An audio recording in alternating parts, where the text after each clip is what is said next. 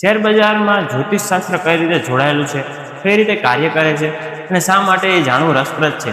આજે આપણે વાત કરીએ તો કે ગુરુ. ઘણા લોકો ગુરુ એ બેન્કિંગ, ફાઇનાન્શિયલી અને અર્થતંત્રના તમામ વિકાસના કાર્યોમાં માનવા. પછી છે શનિ, તે લોખંડ, સ્ટીલ, ખાણકામ અને તેલના ઉદ્યોગો સાથે અસર કરે છે. બુધ, જો કોઈ વ્યક્તિની કુંડળીમાં બીજો ભાવ ધન અને 11મો ભાવ લાભ હોય તો તે શેર બજારમાં નફો કરી શકે છે. જો જય નીલકંઠ મહાદેવ. આચર્યા ગુજરાતી પંડિતના માધ્યમથી આપણે સૌથી આકર્ષક વિષય અને ટ્રેન્ડિંગ વિષય વિશે વાત કરીશું, એ છે શેર બજાર. શેર બજારમાં જ્યોતિષશાસ્ત્ર કઈ રીતે જોડાયેલું છે, કઈ રીતે કાર્ય કરે છે અને શા માટે એ જાણવું રસપ્રદ છે, આજે આપણે એની વાત કરીશું.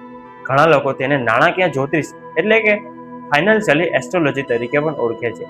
જ્યોતિષશાસ્ત્રમાં દરેક ગ્રહ કોક ને કોક સેક્ટર અને ધાતુ સાથે જોડાયેલા છે. જ્યારે ગ્રહો પોતાની રાશિ બદલે છે ત્યારે તેની અસર શેર બજાર પર પડે છે. આપણે વાત કરીએ તો કે ગુરુની.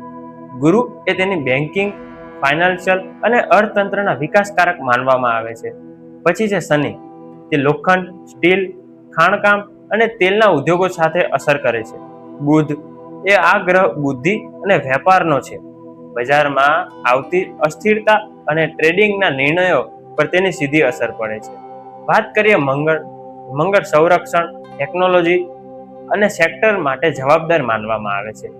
જો કોઈ વ્યક્તિની કુંડળીમાં બીજો ભાવ ધન અને 11મો ભાવ લાભ હોય તો તે શેર બજારમાં નફો કરી શકે છે.